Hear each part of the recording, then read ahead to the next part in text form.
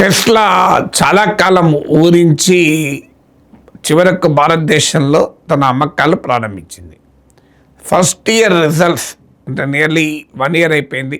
ఎందుకంటే July 15, 2025లో Elon Musk చెందిన Tesla ఇండియాలో తన యాక్టివిటీ మొదలుపెట్టింది. కానీ సెప్టెంబర్ నుంచి డెలివరీస్ మొదలుపెట్టింది. సహజంగానే 1 ఇయర్లో ఈ టెస్లా సేల్స్ పర్ఫార్మెన్స్ ఏమిటి అనేది ఒక ఆసక్తికరమైన ప్రశ్న.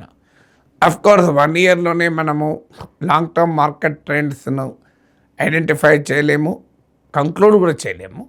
But still it's an interesting comparison. ఎందుకంటే Tesla is not a new product. భారతీయులకు కూడా టెస్లా న్యూ ప్రొడక్ట్ కాదు. అందరికీ తెలుసు టెస్లా అనేది ఇండియాలో అవైలబిలిటీ ఉన్నా లేకపోయినా టెస్లా కొనాలి, టెస్లా చూడాలి, టెస్లాలో ప్రయాణం చేయాలి అనేది భారతదేశంలో కారు కొనాలి, అది కూడా హై ఎండ్ ప్రీమియం కార్ కొనాలి అనుకునే వారికి అవగాహన లేకుండా ఉండదు. ఎందుకంటే డ్రైవర్లెస్ కార్గా టెస్లా పేరుగాంచింది. సో అందువల్ల Tesla has its great brand value internationally. So అందువల్ల టెస్లా గురించి కొత్తగా అవేర్నెస్ పెంచాల్సిన అవసరం లేదు. పైగా చాలా కాలం ఎక్స్పెక్టేషన్ కూడా బిల్డ్ చేసింది. మొదట్లో ప్రభుత్వం కండిషన్స్ పెట్టింది, ఇండియాలో మ్యానుఫ్యాక్చరింగ్ అన్నా అసెంబ్లింగ్ అన్నా ఏదో ఒక యాక్టివిటీ లేకుండా మేము ఇండియాలో ఎలో చేయము, ట్యాక్సెస్ రిడక్షన్ కొని. ఎందుకంటే మన దేశంలో ఎలక్ట్రిక్ వెహికల్స్ పైన కన్సెషనల్ డ్యూటీస్ ఉంటాయి. టెస్లా అలా కాదు, మేము ముందు సేల్స్ చేసుకుంటాం, తర్వాత ఆలోచిస్తామన్నారు. చివరకు భారత ప్రభుత్వం అంగీకరించింది. చైనా నుంచి దిగుమతి చేసుకొని చైనాలో మ్యానుఫ్యాక్చర్ చేస్తే టెస్లా ఆ కార్లని భారతదేశంలో అమ్ముతూ ఉంటుంది. సో కానీ అందువల్ల టెస్లా పర్ఫార్మెన్స్ ఎక్స్పెక్టేషన్స్ రీత్యా, ప్రజల ఆస్పిరేషన్ రీత్యా, టెస్లా గురించి ఉన్న అవేర్నెస్, బ్రాండ్ వాల్యూ రీత్యా ఫస్ట్ ఇయర్ అనేది కూడా కంపారిజన్కు డెఫినెట్గా ఒక అవకాశం ఇస్తుంది, అమ్మకాలను కంపేర్ చేయడానికి. ఇప్పుడు లేటెస్ట్ మార్కెట్ డేటా ప్రకారము మీకు జూన్ 2026 వరకు, అంటే సెప్టెంబర్లో డెలివరీస్ మొదలుపెట్టింది టెస్లా, జూలైలో ఎంటర్ అయినా కూడా ఈ పీరియడ్లో సెప్టెంబర్ టు జూన్ అంటే 10 months పీరియడ్ ఉంది. ఈ 10 months పీరియడ్లో భారతదేశంలో కేవలం 450 టెస్లా కార్లు మాత్రమే అమ్మినాయి. ఇది కంపారిటివ్లీ చాలా లెస్. మీకు అర్థం కావటానికి comparable models BMW and Mercedes Benz, ఈ 2 జర్మన్ కార్స్ కూడా భారీ ఎత్తున అమ్మాయి. మీకు ఇదే పీరియడ్లో సెప్టెంబర్ 2025 నుంచి జూన్ 2026 మధ్య కాలంలో BMW 3433 కార్స్ ఉన్నాయి. కొన్ని మంత్స్లోనైతే టెస్లా 1 ఇయర్లో అమ్మిన కార్లు ఒక 1 monthలోనే BMW అమ్మింది. సో అలాగే మెర్సిడెస్ బెంజ్ కూడా 1116 అంటే 1116 కార్స్ అమ్మింది ఈ పీరియడ్లో.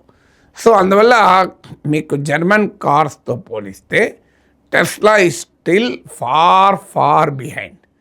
సో మరి దీనికి కారణాలు ఏంటి? BMW, మీకు మెర్సిడెస్ బెంజ్ లాంటి కార్లు చాలా కాలంగా ఇండియన్ మార్కెట్లో అమ్ముతున్నాయి.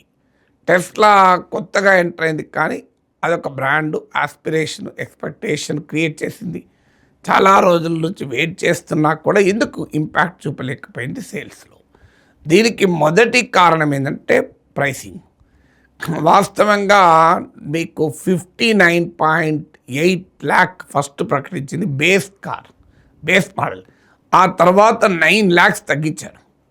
అయినా కూడా స్టిల్ 50.89కి ఇచ్చారు. అంటే ముందు 59,89,000 ప్రైస్ కోట్ చేస్తే 59,89,000, తర్వాత 50,89,000 తగ్గించినా కూడా సేల్స్ ఇంప్రూవ్ కాలేదు. దీనికి ప్రధానమైన కారణం ఏంటి అంటే మీకు టెస్లా ఈజ్ ఫుల్లీ ఇంపోర్టెడ్. మీకు కంపారిటివ్లీ మీకు BMW అలాగే మీకు మెర్సిడెస్ బెంజ్ ఏంటంటే ఇండియాలో అసెంబ్లింగ్ కావడం వల్ల ఎలక్ట్రిక్ వెహికల్ ఇండస్ట్రీకి ప్రభుత్వం ఇచ్చేటువంటి కన్సెషనల్ డ్యూటీస్ కూడా అవైలబుల్గా ఉంటాయి. సో అందువల్ల టెస్లా ఎప్పుడు కూడా Indian customer highly price sensitive. నేను ఒక కారు కొంటున్నాను అంటే ఎక్కువైనా పెడతాడు, కానీ దానికి తగ్గట్టు ప్రైస్కు వాల్యూకు మధ్య కంపారిజన్ చేస్తూ ఉంటాడు. అంటే వాల్యూ ఫర్ మనీ అనేది ఇండియన్ కస్టమర్ యొక్క character. So Tesla pricing value for మనీగా అనిపించలేదు. రెండవది మీకు బిఎండబ్ల్యూ బెంజ్లో వెరైటీ ఆఫ్ మోడల్స్ ఉంటే టెస్లా కేవలం ఒకే మోడల్తో ఇండియన్ మార్కెట్లో ఎంటర్ అయింది. సింగిల్ మోడల్, అది కూడా చైనా నుంచి ఇంపోర్ట్ చేసుకొని.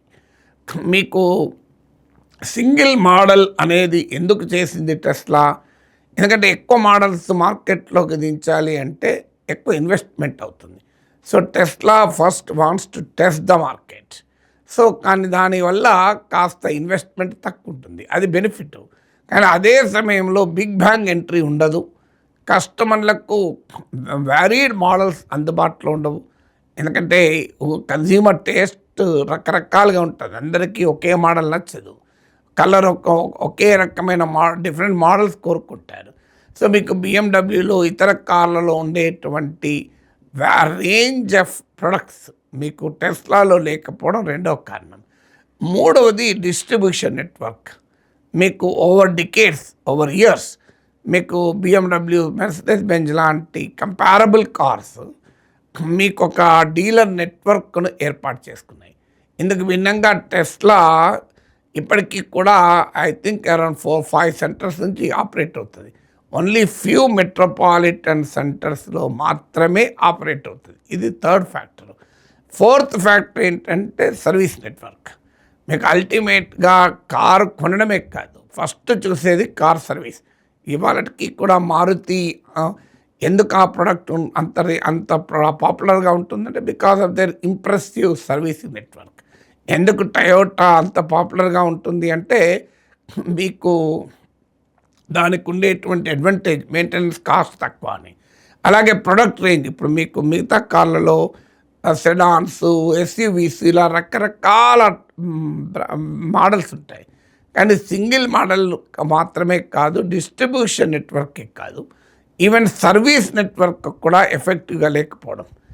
ఎందుకంటే కారు కొన్న తర్వాత ఏడపడతాడో రోడ్డు పక్కన రిపేర్ చేయించలేరు. ఇవి హై కాస్ట్ కార్స్, చిన్న ముట్టుకుంటే తలకిందులైపోతాయి, ఇన్సూరెన్స్ కూడా సరిగా రావు.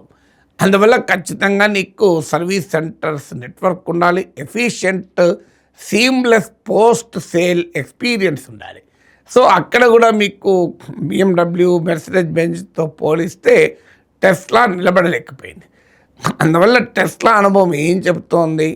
పెద్ద ఎత్తున ఎక్స్పెక్టేషన్స్, బ్రాండ్ వాల్యూ, చాలా కాలము ఆస్పిరేషనల్ డ్రీమ్ మోడల్గా ఉండడము, అవేర్నెస్, ఇవన్నీ ఒక ఎత్తు అయితే అల్టిమేట్గా సేల్స్ బిహేవియర్ డిసైడ్ చేసేటువంటి ఫ్యాక్టర్స్ ఏంటంటే price, range, product range, distribution and service facility. ఇది అల్టిమేట్గా ఒక ప్రొడక్ట్ను ఒక కన్జ్యూమర్ కొనాలా వద్దా అనేది డిసైడ్ చేస్తుంది.